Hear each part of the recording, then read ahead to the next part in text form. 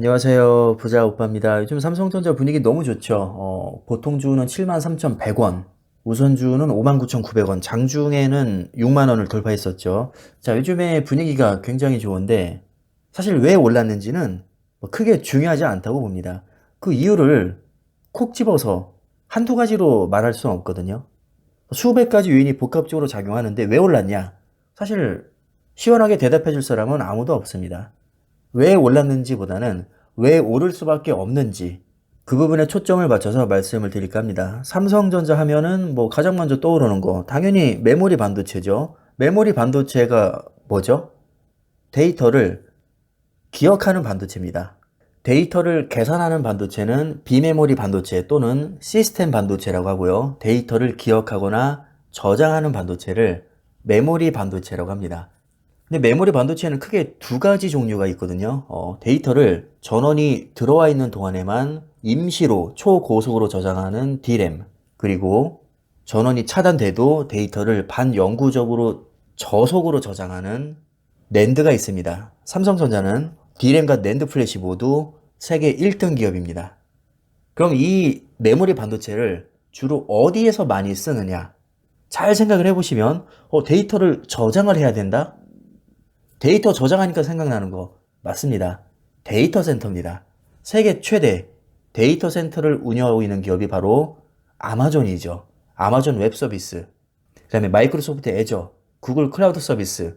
세계에서 이 세 기업이 가장 큰 데이터 센터를 운영하고 있습니다.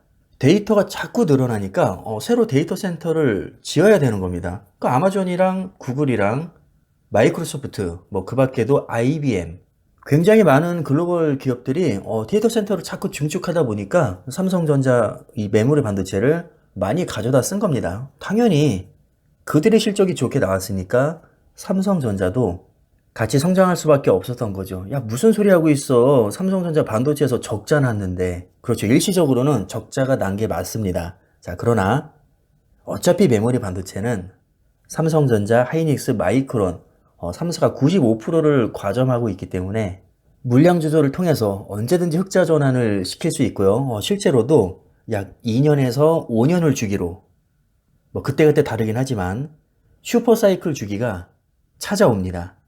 그러니까 원래 메모리 반도체 업황은 변동성이 굉장히 크고 엄청나게 흑자가 났다가 뭐 거의 적자까지 났다가 이렇게 위아래로 크게 움직입니다.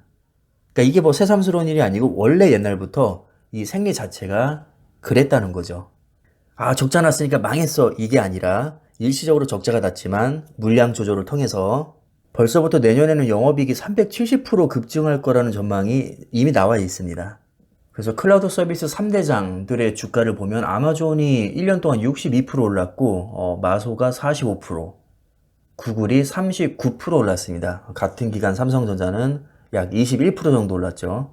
자, 그리고 삼성전자 하면 또 스마트폰 글로벌 점유율 1위 기업인데 애플과 또 경쟁하고 있잖아요. 애플은 물론 점유율은 2등이지만 이익률은 압도적인 1등입니다. 어쨌든 둘이 가장 큰 경쟁자인데 스마트폰 업황이 사실 그렇게 좋지 않았음에도 불구하고 애플이 38%나 올랐습니다.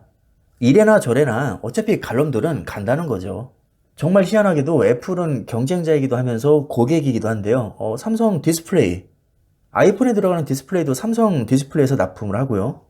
아이폰에 들어가는 모바일 D램, 그리고 낸드 플래시, 데이터를 저장해야 되니까 당연히 낸드 플래시가 들어갈 수밖에 없거든요.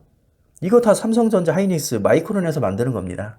심지어 아이폰은 어제 역대 최고가를 또 경신했죠. 여전히 애플은 잘 나가고 있습니다. 자, 애플이 이렇게 건재하니까 애플의 AP, 즉 모바일 AP 물량을 TSMC에서 전량 생산하고 있거든요. 당연히 TSMC도 주가가 오를 수밖에 없었겠죠. 그래서 1년 동안 TSMC도 27%가 올랐습니다. 뭐 반도체 불황 어쩌고 저쩌고 해도 TSMC는 지금 뭐 정신없게 찍어내고 있습니다. 정말 공교롭게도 이 파운드리 분야에서 TSMC가 세계 1등이라면 삼성전자가 또 2등이거든요. 세계 2등 기업입니다. 삼성전자가. 메모리 반도체랑 스마트폰만 잘하는 게 아니라 파운드리도 정말 잘합니다. 세계 2등이라니까요. 메모리 반도체랑 스마트폰은 1등이고요. 쉽게 말해서 삼성전자 주요 고객은 우리나라가 아니고요. 글로벌 기업들입니다. 비록 국내 상장되어 있긴 하지만 엄밀히 보면 좀 미국 빅테크 기업과 같이 분류를 하는 게 저는 더 맞다고 보거든요. 그냥 같이 움직이니까요.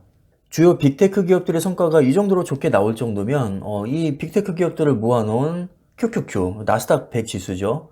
당연히 성과가 안 좋게 나올 수가 없습니다. 그래서 41% 올랐잖아요. 빅테크가 잘 나가니까 반도체도 당연히 잘 나갈 수밖에 없고, 왜냐면 빅테크에서 반도체 기업들한테 주문을 넣으니까요. 물건을 받아서 자기네들 사업을 하는 겁니다. 그래서 필라델피아 반도체 지수인 SOXX 역시 45%가 올랐습니다. 그런데 어떻게 삼성전자가 안 오를 수가 있겠냐는 거죠. 자, 물론 상대적으로 덜 오르긴 했지만 미국 빅테크와 반도체 기업들을 따라갈 수밖에 없다. 왜냐하면 그냥 그들과 공생관계에 있기 때문입니다. 이들이 경쟁자이면서 고객입니다. 빅테크 기업들이 요즘 AI에 열을 올리고 있으니까 엔비디아 GPU가 잘 나가고, 엔비디아 GPU는 결국에는 파운드리 업체에서 만드는 거거든요. 파운드리 1위 기업 TSMC, 2위 기업이 삼성전자입니다. 삼성전자도 지금 엔비디아 GPU 만들고 있습니다. 물론 TSMC만큼 많이 만들지 못하지만 일부 물량을 지금 만들고 있습니다.